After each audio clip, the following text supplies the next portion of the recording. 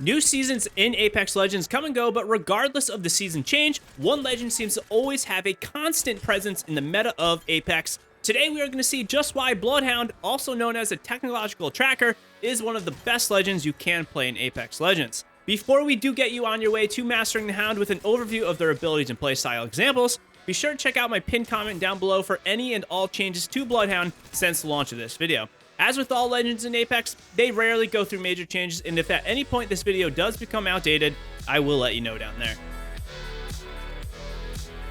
If you are unaware, Bloodhound is a day one legend in Apex Legends. This generally leads to some of these older legends having an ability set that is a bit more on the simple side of things. Bloodhound is a recon legend, meaning they do have the capability to scan beacons around the maps. Second to this passive is Bloodhound's actual passive, Tracker, and this is exactly how it sounds. It does allow you to track players' movements, ability usage, enemy deaths, item pickups, and much, much more. Honestly, this is probably the most complex part of their kit, as it does require players to be well aware of all of the legends in Apex Legends, so they can identify a tracker icon and understand what it means. These tracking effects last for 90 seconds on the ground, and Bloodhound can ping them for the squad as well. A timer of how long the action was done will also appear in the kill feed for the squad. Bloodhound's tactical ability is Eye of the Allfather, and this is their premier ability, I would say. This is a scan they will send out in front of them that has a range of 75 meters and a recast time of 25 seconds, and the scans will last 3 seconds when enemies are scanned. The basic way the scan works is by sending out a wall or a wave of scanning from more or less a straight line in front of Bloodhound, to the sides, and above and below them. This scan does go out in the direction Bloodhound is looking, so if a player looks up or down, they could miss certain players if they are on the same level as Bloodhound. When your scan does hit an enemy, they will get both an audio and visual indication of being scanned. At the same time though, Bloodhound will get a graphic and indication on the top middle of their screen saying how many enemies were scanned. Finally, the scan will also let you see traps, which can be helpful before breaching into a building or an area. The last ability for Bloodhound is going to be their ultimate, Beast of the Hunt. Beast of the Hunt is a 30-second long ability that turns Bloodhound into a literal killing machine. The ability takes 180 seconds to recharge, and when activated, Bloodhound's screen will turn black and white. However, enemies still appear red, making them very easy to locate and track down. Also, recent footsteps will be red on the ground, allowing for improved tracking capabilities. During the ultimate, Bloodhound does get a speed boost of 30%, and the scan recast timer will be dramatically reduced to 8 seconds. This means you can pop multiple scans during this ultimate ability. This alone does make this ability extremely powerful. However, if that wasn't enough, Bloodhound also gets the ability to extend their ultimate by knocking enemies or killing enemies. For every knocked enemy, Bloodhound will get somewhere between 5 and 15 seconds added onto the ability timer, depending on how much time is left. Before we get to the playstyle examples and tips, it is important to know the role Bloodhound is playing in the squad. Bloodhound isn't really a rotation legend like Octane or Valkyrie. They are also not a straight-up aggressive playmaker like a legend like Pathfinder. Bloodhound is really a mix of support with a little bit of aggressiveness and playmaking. Bloodhound fits a player that really likes to make well-informed decisions on their plays, as there is almost no other way to gain better knowledge than Bloodhound scans. All that being said, when it is go time, do not sleep on Bloodhound's aggressive power with the ultimate. This ability can really excel not just Bloodhound into a killing frenzy, but the entire squad. I just want to take a second and say, do me a huge favor, hit that like button. It means the world to me, and I truly appreciate your support. Starting off with some tips and playstyle examples for Bloodhound, we are going to have something known as playing off of scans. If there is one thing you need to know how to do well as a Bloodhound, it is going to be this. Bloodhound has the literal ability to see through walls. In many games, this would be wall hacking, but in Apex Legends, it is fair game. One of the best things you can do is to push up into an area where you are ready to make a play, pop your scan, and then immediately make a play based off that scanning information. This sounds easy, but it does require a lot of good timing. Preferably, this would be when an enemy is physically scanned. Seeing enemies through walls for those brief moments means you can better choose how you want to push them as well. Maybe it's going through a different door that they aren't looking at since you can see them, or it's just waiting for the right moment for them to turn away. Either way, it's for you to make the most of this scanning ability. If you want a way to boost the effectiveness of the scan, try to get your teammates' attention and let them know you are about to scan. Call it out and let them know. If you watch any high-level pro or experienced player use Bloodhound, they almost always announce when they are going to be scanning for the squad. If you do this, not only yourself can make a play off of the scan, but the entire squad can make use of it. This kind of goes back to what I was saying, that Bloodhound is a little bit of the support type legend. As we previously mentioned, Bloodhound scans will reveal traps. Sometimes it's worth just popping a scan to see these traps alone. This way you won't push into an area and get caught up in something like Caustic's gas trap. Another thing to know is that mirage decoys actually appear as enemies on the scan. This gives you false readings of how many enemies are actually in range, and it is something you should be aware of.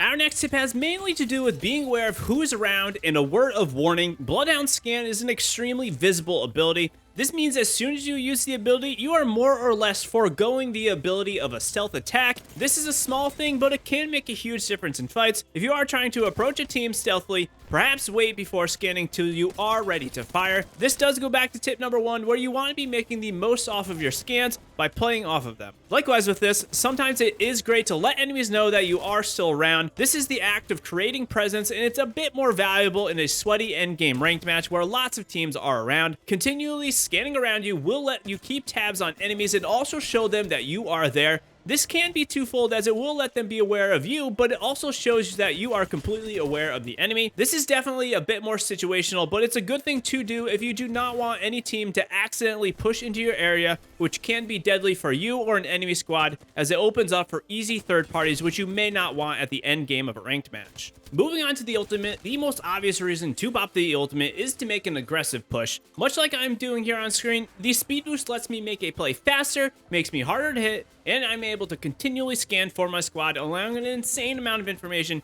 for me to react to and make smarter, more informed plays. One big thing to be aware of though, and similarly to the last tip, is the audio when activating Bloodhound's ultimate. It is very loud and players will know what is about to happen. I wouldn't overthink this, but it is something that you should be aware of. Also, do not pop the ultimate too far away from the enemy, where the first 4 to 6 seconds are more or less just you running up, trying to get to them because you are too far away.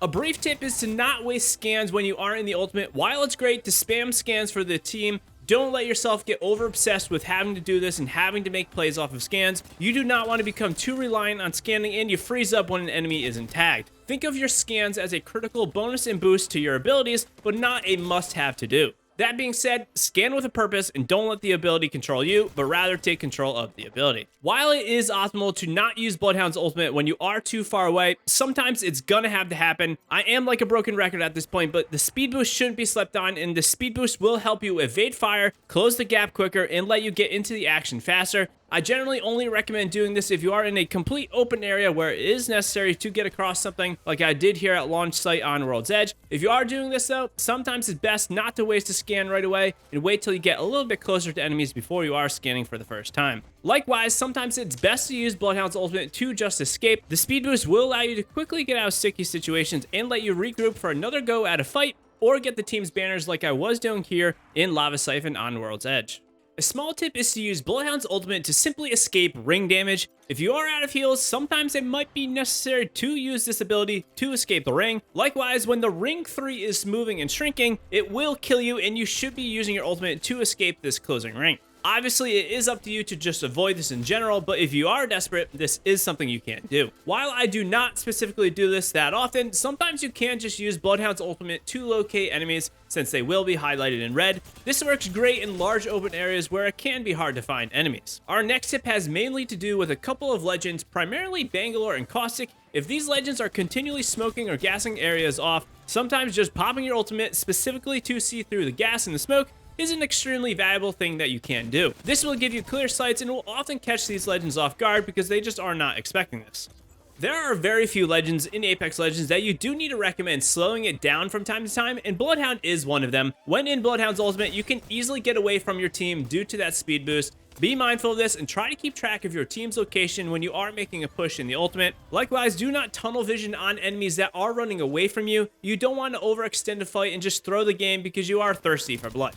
It's an obvious tip, but be sure to pick up ultimate accelerants. These are just crazy good, especially in the early game. You get 1 or 2 of these early on, and you will be reaping the rewards on undergeared players in an early game fight. Try to always hold on to one to let yourself use Bloodhound's ultimate more than just a few times a game. The last thing to discuss is a gameplay example. I'm popping my Bloodhound ultimate as I am about to breach into the room, so I get the full effectiveness from the timer. I can see this Loba just looking at me. I have her scanned. I can crouch under the barrels. I get a good shot on her. I get her almost down, and then I do a re-peek while in the ultimate. Of course, I do have increased movement. I am then going to breach out and stop a revive, again, while I am ultimated, so I can have them really just not get that enemy up, so I am getting in a one-on-one here. I'm taking a second to heal up. My teammates get knocked. I use a scan just to see who is around. I see there's 3 enemies still up, which means there's another team. I get a guy pushing me. I get a good shot on him. I am then just popping a scan again while in this room. I see that the Pathfinder's coming over to me. I do some good shots on him as he is focused on my teammate, and he has no idea that I am in the back of the room, but I am tracking him with that scan.